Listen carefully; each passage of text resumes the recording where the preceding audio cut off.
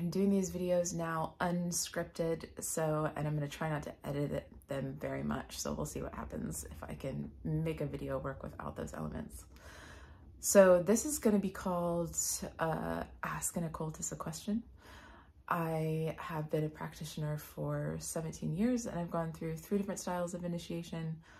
One sort of in the Rosicrucian stream, another in Western Inner Temple work, and the third in anarchist witchcraft, but not in that order. And I've been wanting to make these videos for a while, and so I thought I'd just start with a good question that I got recently. I am going to also make videos for people who nerd out on esoteric technique and love to get into Kabbalah, but I also just want to ask general questions because I know, or answer general questions, because I know a lot of you out there are super clairvoyant and have no idea how clairvoyant you are yet. And I think it's good to start out with some common experiences people have so I can give you a little bit of my take on that. So recently I was asked a question by a friend of mine and she had never had anything happen like this before. She's had some other little things happen, but not quite like this. She had just woken up in the morning and she saw like a little, tumbleweed kind of ball, almost like a line in a sketch drawn, but over and over. So kind of like a messy tumbleweed, blackish ball up on her ceiling, moving around. Now, she is a normal, middle-class teacher, housewife. She is not into these things. This is not something she practices. Maybe she reads about it a little bit, but it's not something she is working towards. It just happened to her. And at first she thought she was, I think, still asleep, but she got out of bed and then was talking to her husband that was using the restroom and telling him like, hurry up, come see this like thing. Make sure I don't want to just see like I'm hallucinating it or what's going on here. And she went up closer to look at it and it moved and it did disappear into the ceiling. But right before it did that, she said it turned into something that looked like a centipede. And one of the reasons I want to talk about this in particular is because this person was raised Catholic. And so her first thought about this was concern. Is this demonic? Am I a horrible person? Does this mean that I need to do something to like correct myself? And just, is it a bad spirit? Just generally in this direction of moralizing the seeing experience, and immediately thinking that because it's something that maybe like we don't think is beautiful. I mean, I think centipedes are beautiful, but do I want one crawling on me? No. I know some of you all are great with insects and they're lovely, and of course, like you're a better person than me. But so she saw this thing that we usually kind of consider like gross, we don't want near us, and took it in a moral direction, in a negative one, and immediately like applied it to herself in that kind of like Catholic way. No, there's people carry Catholicism each in their way. I think you know what I mean though. Yeah, not trying to talk badly about anyone, but it just has that immediately like guilt complex that we get from certain religions and institutions. Is just kind of like embedded in the process of how they train you to continue to follow them and how they train you to think about yourself in the general worldview. So I just wanted to share my answer to her with you all because I know that a lot of people see what is often called astral spiders, and they see them, some people see one of them, some people see a bunch of them, and they always see them right when they wake up.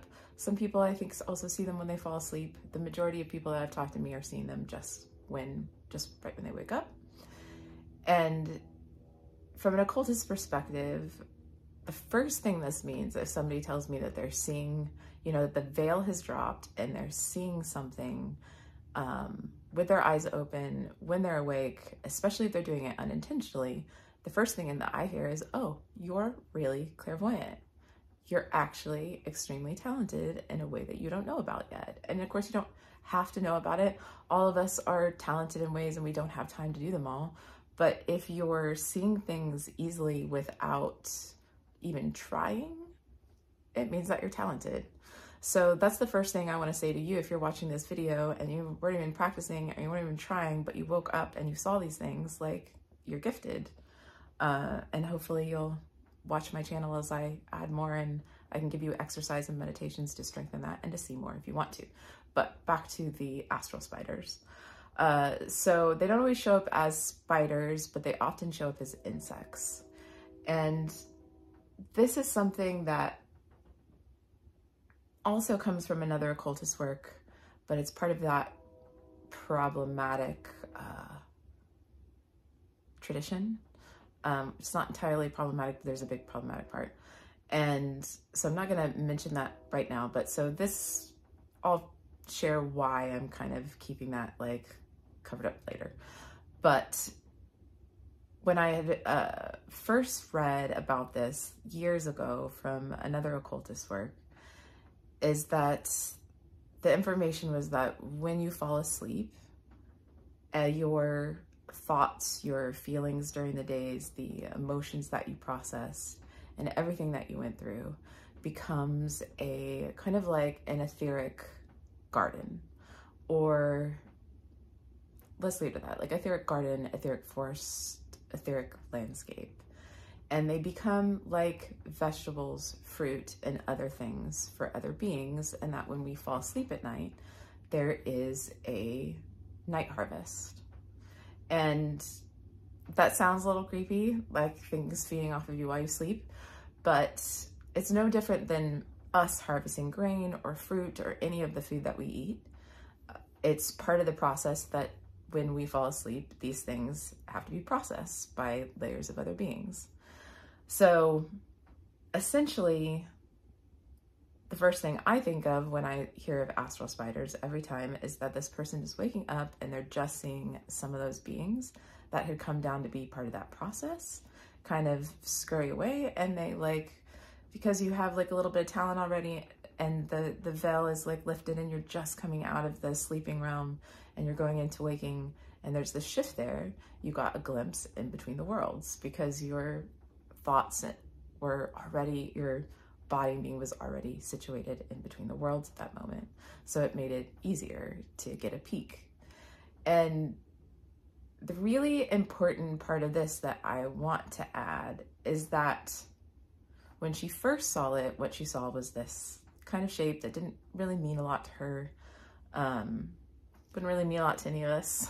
Just kind of like a tumbleweed ball, like a little black tumbleweed ball. Or she said it was a different size. It's like maybe bigger than a grapefruit. And so if any of us saw that, we wouldn't think very much of it. But other things know when we see them, just like an animal knows if they see you, or another person knows if you're watching. Like all of us can sense, even if someone's behind our head, especially women. If you're checking us out and you're behind us, I can still see you. It's true. We know all the time. It doesn't matter whether we're like facing you or not. That's true. But so we all have this extra sensory perception, even with other humans, that something is there, and all beings have this to a degree. So when you see something that takes a form that is not representing very much to you and is just kind of confusing and just doesn't mean anything, and they change their image on you, and it's an image that you recognize and know very well, like a centipede, what that thing is saying to you is, I'm not a centipede, but as far as things go and me connecting with you, what matches me most in your world is a centipede. That's all it's saying. So it's not there for moral reasons. It's not there to tell you need to change your life. Maybe it's there to tell you you could pay attention to the other worlds because you have a gift. But it's not there to like give you any information personally about yourself if you're just getting a glimpse of it and it's just flashing you a little bit of information like I am like a centipede, and that's all it's doing for you. It's just saying, hey, I saw that you saw me and here's some information about me. It's really just a hello. And so the next thing I asked her in the conversation was, well, how did you feel when you saw it? Just describe the feelings that you had. She said, well, it's like, I didn't know what it is, and it was a centipede. I was like, were you afraid to walk closer to it? No. Did you feel fear in your body? No. Did you feel disgust in your body? No.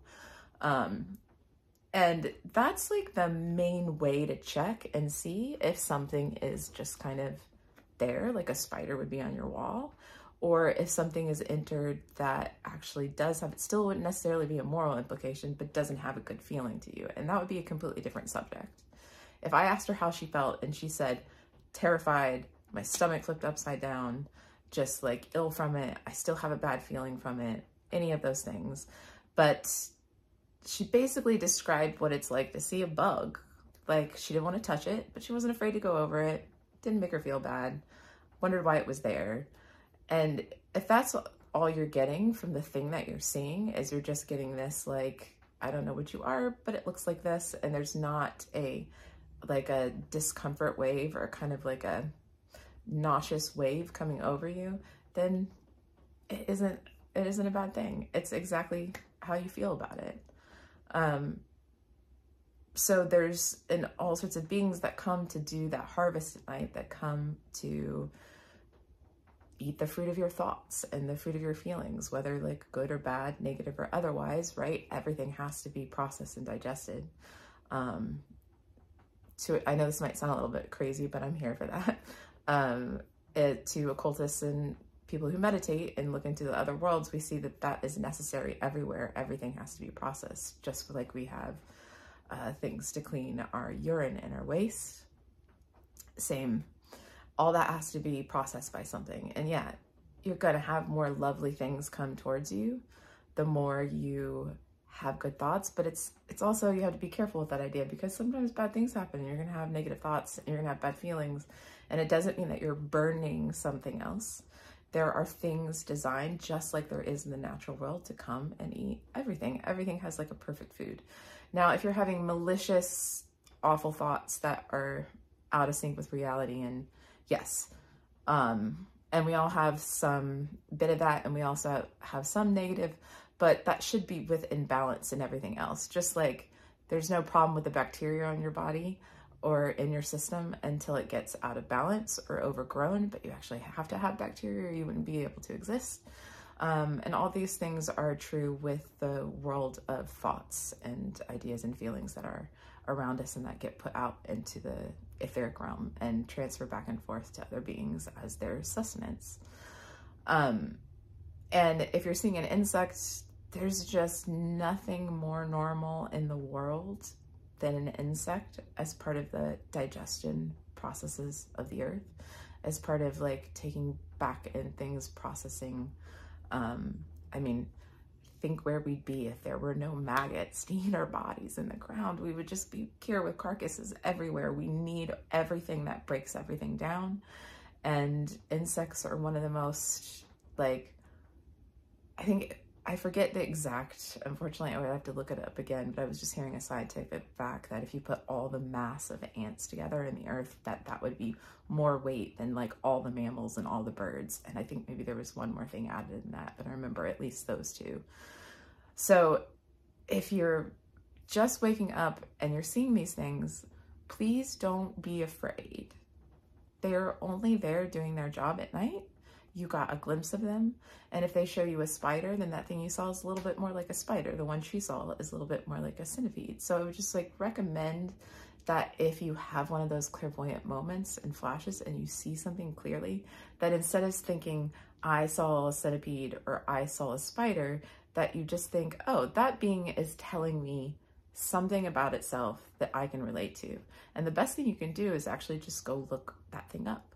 Look centipede up. Look spider up, look the kind it was, like pay attention to the information it's giving you. How do they eat and how do they live and when do they sleep and what is their part of the process of nature that keeps the cycle going? All of that information is going to be relevant. And then there are other exercises and things that you can do if you want to like see or encounter more. But yeah, if you see those, don't be afraid. It doesn't mean anything bad about you. It's not a demon. And yeah. You're more clairvoyant than you know yet. And thanks so much for watching. I think that's all I have to say about this subject at the moment. Yeah, the night harvest is a really interesting time to talk about. And you can do meditations to see into that place also and purposely do things. I guess I'll just say this at the end. If you want to start kind of getting in more a bit to that space between waking and sleeping, between being awake and going to sleep, and from sleeping to waking.